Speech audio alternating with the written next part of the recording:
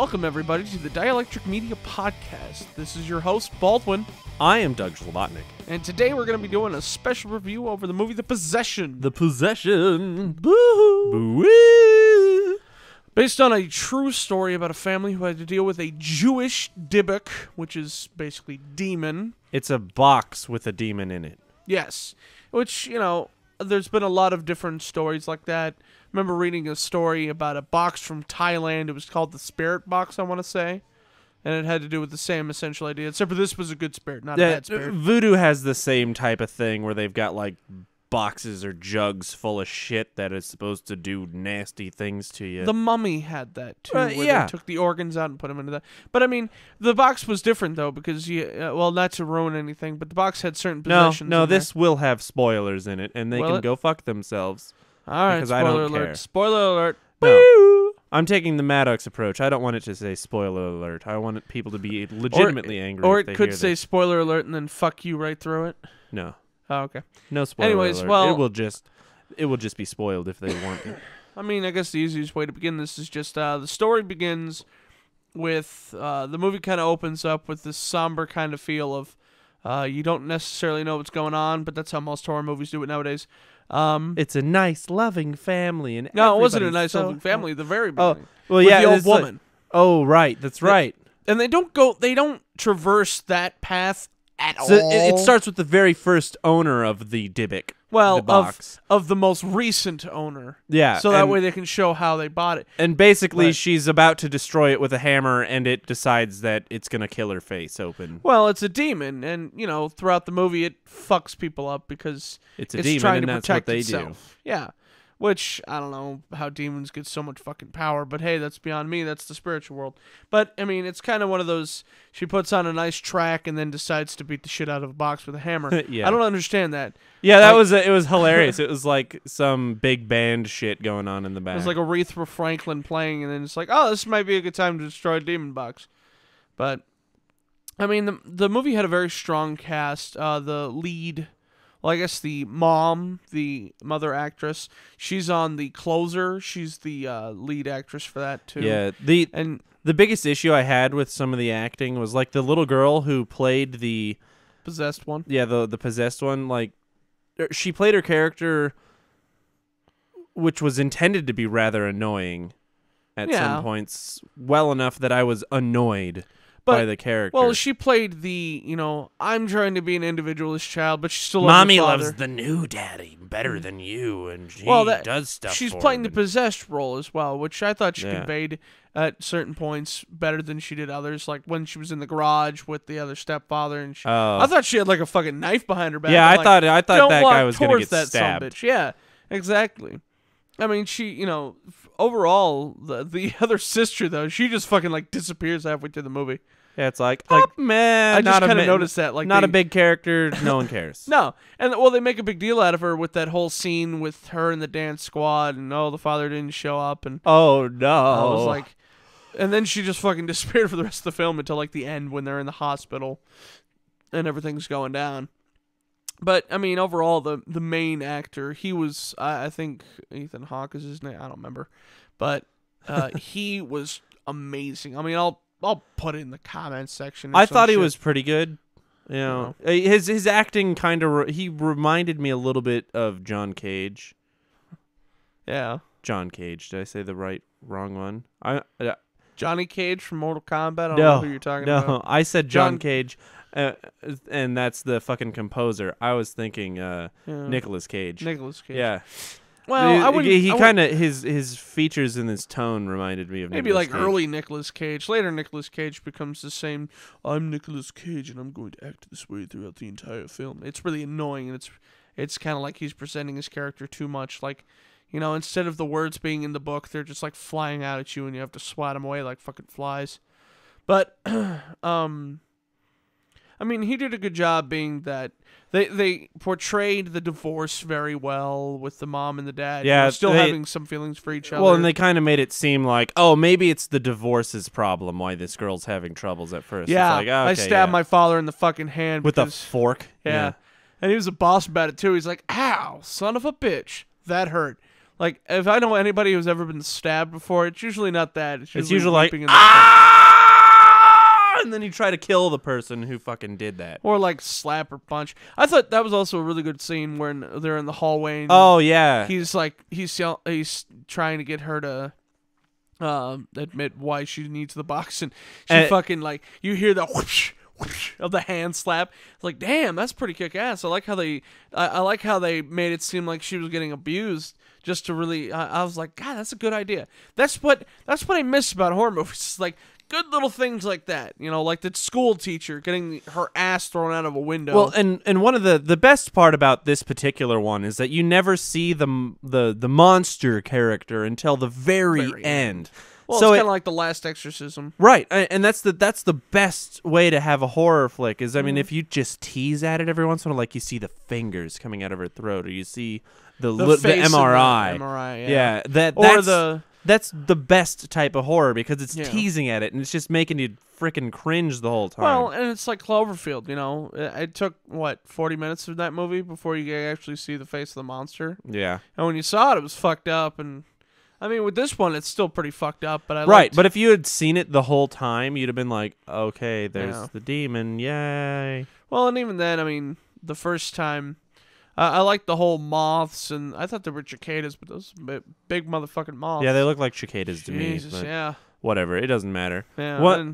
The only thing that, like, you know, all of the ooga booga moments, the boos, the like just sudden scary things. Yeah. You could really see them coming, like the fucking Torah flying across the room. That one caught me because they really just like jumped up an octave with the fucking volume, and I was like, right there. You know, I mean, like the part when when they're doing the MRI and that it just gets really high pitched, and it's like, great, I didn't want to hear it today. Yeah, fantastic. You know, I really did like the soundtrack. I mean, it was quite appropriate for the movie. Yeah, and the one thing I kind of got annoyed with was the one piano key, dong, dong, dong. It's like, come on, be a little bit more creative. And then the really high up, yeah, But the one thing I think that kind of overused was the fade out, fade in transition with the black. I'm like way 30 minutes within the movie, it's like they're using it every other fucking transition, and then later on in the movie they use it twice, and I'm like, okay, transitions, they're nice, and you're kind of doing it right, but you're also doing it very wrong, where it's happening way too much. Sometimes you just have to cut to the next part, and there's no sense, like.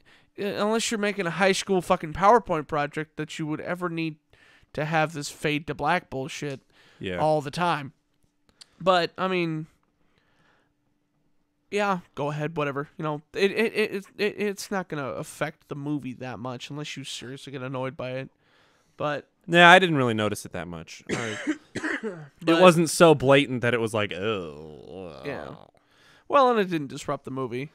I mean, that's the only thing I care about is if it disrupts the movie, if it disrupts the flow, if it's an obvious, like, oh shit, we didn't know what to do here part, then it's like, no, just fucking whatever. But overall, the movie, you know, it didn't bog you down with like, oh my god, possessions. I mean, because they really don't get into the whole religious and the possessions and exorcism things until after, you know, a solid hour of the movie. I mean, the last 40 minutes of this film is them trying to, you know, first it's the dad figuring out what the fuck this box is. Right. And then, you know, going to see that professor who didn't take his role seriously, apparently. He's just laughing the entire... I'm like... if this is a box that contains a demon and you're a professor, I would never see a professor laughing. Like, he'd maybe joke at it, like, he was like, well, I feel sorry for the person who releases this or some shit like that, but he's like, this is the box that contains a demon. It's like, no, just fucking, you know, if you think this is something religious, like if somebody handed you a piece of the True Cross and you were a history professor, you know, you wouldn't go, it's Jesus' blood, you know. You'd be like, wow, this is kind of astonishing. This is a piece of history, and I should treat it as such, not a joke. You know, I didn't think the movie really started picking up until like she was really starting to get possessed. Yeah, it was real slow in the beginning, and I was. Well, you know, they were building up. Yeah, but I mean, it was all unnecessary bullshit. Well, when What movie is it? It's the one about the pagan god, the pagan deity. I can't remember what the name of it is. It has to do with like the pagan god lives through pictures, and the guy starts watching videotapes, and it's another family one where the family's together though, and it's a son and a daughter, and that's getting off topic. But I mean, I felt like there was too much. Well, they wanted you to. I didn't feel like it needed to be that developed. And it has to be. Sometimes it's worthwhile. Well, at no point the development that they had did not make me feel attached to the characters that much. Well, they just want you to have an understanding of, the father is having conflicted. But I got problems. that understanding 2 seconds in, Yeah, and then it but- goes another 15 minutes, and I'm like, okay, whatever, this is fine and dandy. Just get on with the rest of it. Well, this is based on a true story. Oh, whatever. And that's the thing. To get this true story, somebody you was can like, say based on a true story at the beginning, and then just put all of this shit is fiction at the end, and then yeah, no like one. Apollo 18. Yeah. But I don't know. I mean, just think of it this way, though. This movie had a much better ending than The Devil Inside. Yeah. Just be That's glad for for sure. that. It was another possession movie. They're on that their was- way to the hospital. Car accident, death. At least they had the car accident at the end and not. Well, I guess it was at the end and for it both didn't of them. black out. You know, The car accident happened after the climax, not before. Yeah. The Well, the climax. climax was still right towards the end when they're having the whole possession thing going on. But I felt that was it felt so bad for the little Jew guy. well, I kind of knew it was going. I'm like, yeah, how are they going to end this movie? Is it going to be some shitty like fade to black thing? It's like the families hugging each other. No, and then I thought it was going to be something like the Raiders of the Lost Ark, Yeah. where they go into this big old like some kind of Jewish fucking warehouse and they put the box away and then it goes out while the janitor is pushing the car. Yeah, but Indiana Jones and Raiders of the Lost Ark wasn't a horror movie though. I mean, No, I know, horror but movies- that's what I thought was going to happen because he Yeah. was talking about putting it away some way safe, and I was like, all right, we're going to see it get put away some way safe, and then someone's going to start getting possessed or something again. Yeah. Because it always ends with someone getting possessed or something Well, again. yeah, because somebody finds it. In this case, that's what the scenario was just Someone driving down finds the road, it again. boom, and the box somehow ends up. Which I 15 didn't see feet away coming, so I thought it was, I enjoyed the fact that it was like, oh, surprise, he got hit by a fucking truck. Yeah. Well, it didn't do that stupid thing that a lot of based on true story movies do, where it's like, instead of making a good movie, we're going to cop out and just tell you what happened to these people afterwards. I'm like, Yeah. I don't care about that. I honestly don't. Like, great, fine, and dandy, this is what happened to the family, and, we saw it. It's like, I don't care that Abby went on to do this, and Hannah went on to... It's like, fuck. The only no time one that's cares. acceptable is when it's at the end of Animal House. Or a sport movie, Oh, fuck those. Well, I don't give a shit well, about like the one we those. saw for Clint Eastwood, and Whatever. that one looked good. It's Clint Eastwood. Yeah. But, I mean, overall, with obviously the minor flaws aside, I didn't see many big, like, I wouldn't have to go see this film again to actually watch the movie, because I actually watched the movie. Right.